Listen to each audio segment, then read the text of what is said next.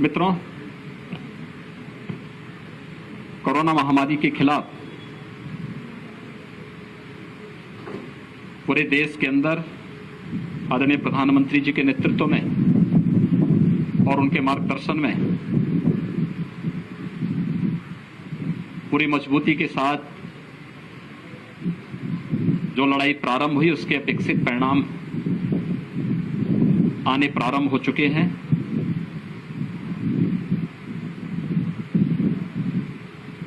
एक समय ये लगता था कि वास्तव में कोरोना महामारी एक बड़ी आबादी को अपनी चपेट में ले लेगी।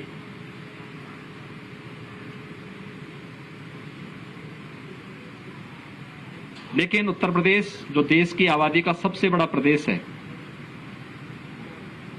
और इस पूरी लड़ाई में जिसकी एक अहम जिम्मेदारी भी थी और भूमिका भी है, हम लोगों ने ट्रेस, टेस्ट एंड ट्रीट के इस मंत्र को अंगीकार किया और उसके अनुरूप तेजी के साथ निगरानी समिति को और मोहल्ला समितियों को गांव-गांव और मोहल्लों में भेज करके स्क्रीनिंग की कार्रवाई, मेडिसिन वितरण की कार्रवाई, होम आइसोलेट या क्वारंटीन या हॉस्पिटल कहां उनको जाना है इसकी तैयारी और टेस्टिंग की क्षमता को विकसित करना। उत्तर प्रदेश आज के दिन तक 4,67,00,000 से अधिक लोगों को प्रदेश के अंदर कोविड टेस्ट कर चुका है। इसके साथ ही प्रदेश ने टेस्ट की क्षमता को काफी विकसित किया। मुझे याद है जब फर्स्ट वेव आई थी और पहला मरीज कोविड का उत्तर प्रदेश के अंदर मिला था 2 अप्रैल 2020 को, तो हमारे पास टेस्ट करने की कोई क्षमता नहीं थी। तब हमने एनआईवी पुणे सैंपल भेजे थे। एक भी मरीज को भर्ती करने की व्यवस्था हमारे पास नहीं थी। हमने आगरा के जो कोविड पॉजिटिव पेशेंट आए थे उनको सफदरजंग हॉस्पिटल दिल्ली हमें भेजना पड़ा था। लेकिन आज उत्तर प्रदेश 3 लाख से अधिक टेस्ट प्रतिदिन कर रहा है और मुझे आप सबको बताते हुए संतोष की अनुभूति हो रही है कि पिछले 24 घंटे के अंदर उत्तर प्रदेश में 3,26,000 से अधिक टेस्ट हुए हैं। टेस्ट की क्षमता को कैसे विकसित किया जा सकता है, ये हम लोगों ने इस दौरान यहां पर तैयार किया है। ऐसे ही आईसीयू और आइसोलेशन बेड्स की क्षमता फर्स्ट वेव से पहले हमारे पास नहीं थी। हमारे 36 जनपद ऐसे थे जहां एक भी वेंटिलेटर नहीं था, लेकिन भारत सरकार के सहयोग से आज हर जनपद में वेंटिलेटर हैं, एचएफएनसी हैं, ऑक्सीजन युक्त बेड्स हैं और हमने फर्स्ट वेव में लेवल 1, लेवल 2, लेवल 3 के बेड्स पर्याप्त मात्रा में बढ़ाए।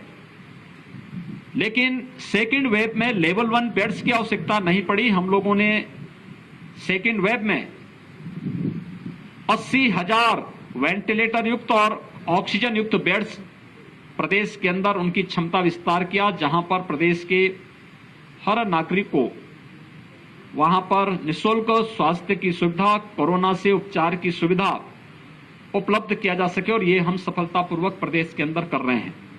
आज इसी का परिणाम है कि प्रदेश के अंदर लगातार पॉजिटिविटी कम हो रही है और रिकवरी बढ़ी है। पॉजिटिविटी की स्थिति है कि प्रदेश के अंदर जो एक बार लगभग 17% तक पहुंच चुका था, आज वह घट करके 2 के आसपास आ चुका है। हमारे यहां जो एक्टिव केस 30 अप्रैल को 3,10,000 तक पहुंचे थे और एक दिन में सर्वाधिक केस आए थे वह 24 अप्रैल को 38,000 से अधिक, आज वह घट करके प्रदेश में यानी न्यूनतम स्तर तक लाने में हमें सफलता प्राप्त हो रही है। एक्टिव केस प्रदेश के अंदर अब 3,10,000 से घट करके मात्र 76,000 पे रह गए हैं और एक दिन में आने वाले पॉजिटिव केस जो 38,000 से अधिक आए थे अब वो 3,900 तक सीमित हो चुके हैं। लगातार इसमें गिरावट है, लेकिन इसके लिए बृहद अभियान चलाना पड़ा। अर्ली एंड एग्रेसिव कैंपेन प्रदेश के अंदर गांव-गांव में, कस्बे-कस्बे में स्वच्छता, सैनिटाइजेशन, फॉगिंग के साथ साथ टेस्ट एंड ट्रीट के इस कार्यक्रम को हम लोगों ने मजबूती के साथ आगे बढ़ाया। आज उसके अपेक्षित परिणाम हमारे सामने हैं। फर्स्ट वेव की तुलना में सेकेंड वेव में संक्रमण अत्यधिक होने के नाते ऑक्सीजन की क्राइसिस एक समय होती हुई दिखाई दी। मैं धन्यवाद दूंगा अपने सभी जनप्रतिनिधियों को जिन्होंने तत्काल अपनी निधि का उपयोग करते हुए हर एक जनपद में, डिस्ट्रिक्ट हॉस्पिटल में, सामुदायिक स्वास्थ्य केंद्रों में ऑक्सीजन प्लांट के लिए अपनी निधि का उपयोग किया और आने वाले समय में उत्तर प्रदेश का हर जनपद ऑक्सीजन की दृष्टि से आत्मनिर्भर होगा। हर हॉस्पिटल में ऑक्सीजन प्लांट होंगे या ऑक्सीजन कंसंट्रेटर होंगे। ये कार्रवाई युद्ध स्तर पर चल रही है। प्रदेश जहां इन सभी कार्रवाई को युद्ध स्तर पर आगे बढ़ा रहा है, वहीं साथ ही साथ हम लोगों ने थर्ड वेव की भी तैयारी अभी से प्रारंभ की है। हर मेडिकल कॉलेज में 100 बेड का पीको और नीको के निर्माण की कार्रवाई अभी से प्रारंभ हो चुकी है। डिस्ट्रिक्ट हॉस्पिटल में 25 से 30 बेड का पीको और नीको के निर्माण की कार्रवाई हमारी प्रारंभ हो चुकी है। पीएससी, सीएससी और हेल्थ सेंटर को विकसित करने के साथ साथ मैंने सभी जनप्रतिनिधियों से अपील की है कि जैसे उन्होंने ऑक्सीजन प्लांट उन हॉस्पिटल्स में उपलब्ध कराएं, एक एक हॉस्पिटल को गोद ले लें, वहां पर अपनी निधि का उपयोग करें। शासन भी आपको धनराशि उपलब्ध करवाएगा। वहां पे मैन पावर स्थानीय स्तर पर जिलाधिकारी की कमेटी को करना है, मेडिकल कॉलेज में प्रिंसिपल्स को करने हैं। तो ये सभी कार्रवाई हमारी तेजी के साथ आगे बढ़ रही है। साथ साथ ट्रेनिंग की कार्रवाई भी, जो पीडियाट्रिशियन हैं, गायनेकोलॉजिस्ट हैं, पैरामेडिक्स हैं, नर्सिंग स्टाफ है, इन सब की ट्रेनिंग भी हम साथ साथ आगे बढ़ा रहे हैं। सरकार ने यह भी तय किया है कि हमने 45 से ऊपर सभी लोगों को भारत सरकार निःशुल्क वैक्सीन दे रही है। ये वैक्सीनेशन का कार्यक्रम युद्ध स्तर पर हर एक जनपद में प्रारंभ हुआ है। 18 से 44 वर्ष की उम्र के लोगों को प्रदेश सरकार वैक्सीन लेकर के और उन लोगों को वैक्सीन फ्री में उपलब्ध करा रही है। अब तक हम 23 जनपदों में 18 से 44 वर्ष की उम्र के लोगों को वैक्सीन दे रहे थे। 1 जून से सभी 75 जनपदों में हम वैक्सीन 18 से 44 वर्ष की उम्र के प्रत्येक व्यक्ति को उपलब्ध करवाएंगे। हमने इसमें प्राथमिकताएं तय की हैं। प्राथमिकता थर्ड वेव की आशंका व्यक्त की जा रही है कि थर्ड वेव बच्चों को ज्यादा प्रभावित कर सकती है। प्रदेश सरकार ने तय किया है कि हम थर्ड वेव से पहले 12 वर्ष तक की उम्र के बच्चों के अभिभावक स्पेशल बूथ स्थापित करके उन्हें वैक्सीनेट कर लें, उन्हें एक सुरक्षा कवच उपलब्ध कराएं। हर जनपद में न्यायिक अधिकारियों के लिए और मीडिया के लिए भी अलग से बूथ लगे, मीडिया और उनके परिवार के लोगों के लिए भी अलग से बूथ लगे। इसकी भी तैयारी 1 जून से आगे कर दी गई है। हम लोग कोरोना कालखंड में वर्तमान में इस 100 वर्षों की सबसे बड़ी महामारी का सामना कर रहे हैं, तो स्वाभाविक रूप से सरकार को कोरोना कर्फ्यू भी लगाना पड़ा। ये लॉकडाउन नहीं है, कोरोना कर्फ्यू है। लॉकडाउन में सारी गतिविधियां ब्रेक हो जाती हैं। यहां पे हमने किसानों से संबंधित गतिविधियों को पूरी छूट दी है, श्रमिकों से जुड़ी हुई सभी गतिविधियों को पूरी छूट दी है। उद्योग चल रहे हैं, खेतीबाड़ी का काम चल रहा है, प्रोक्योरमेंट के सेंटर हमारे संचालित हो रहे हैं, राशन की दुकानें हमारी संचालित हो रही हैं, कंस्ट्रक्शन के कार्य हमारे चल रहे हैं, सब्जी मंडी, फल मंडी ये सब संचालित हैं, आवश्यक और इमरजेंसी सेवाएं सभी संचालित हैं। परिवहन निगम की बसें जो उत्तर प्रदेश के अंदर ये निरंतर चलायमान है, ये संचालित हैं, ये कार्य कर रही हैं। इसलिए हम लोगों ने कोरोना कर्फ्यू का सहारा लेकर के कि कहीं भीड़ न हो, कोरोना के संक्रमण की चेन को भी ब्रेक किया जा सके और साथ साथ हम लोग एक सामान्य नागरिक के जीवन के साथ साथ उसकी जीविका को भी बचा सकें।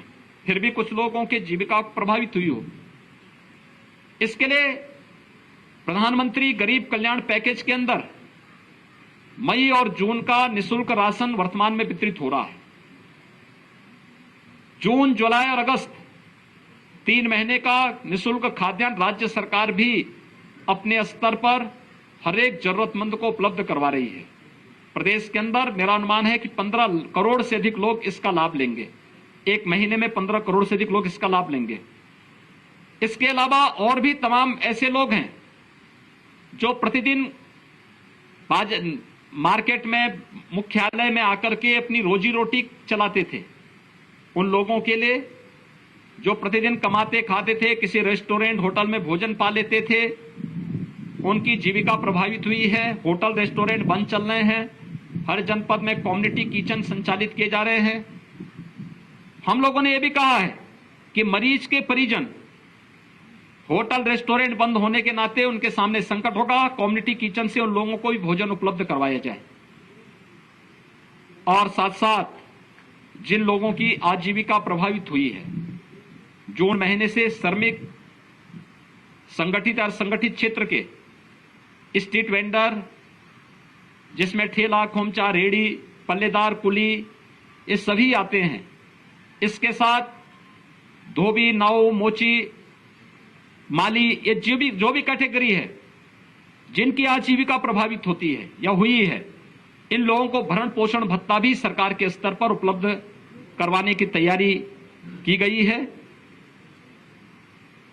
गोंडा जनपद में भी और कमिश्नरी में भी सेकेंड वेव का सफलतापूर्वक मुकाबला किया गया। पॉजिटिविटी रेट यहां पर लगातार नीचे गई है। रिकवरी रेट स्टेट एवरेज के ही अनुसार यहां पर अच्छी ढंग से आगे बढ़ रही है।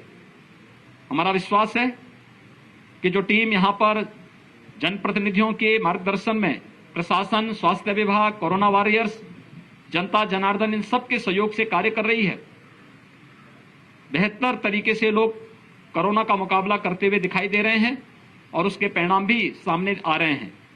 आप सबसे मेरी अपील है, हम 100 वर्षों की सबसे बड़ी महामारी का सामना कर रहे हैं। हमारे सामने परिणाम तो अच्छे दिखाई दे रहे हैं, संतोषप्रद हैं, लेकिन अभी लापरवाही नहीं करनी है। हर एक व्यक्ति को हम इस बात के लिए तैयार करें।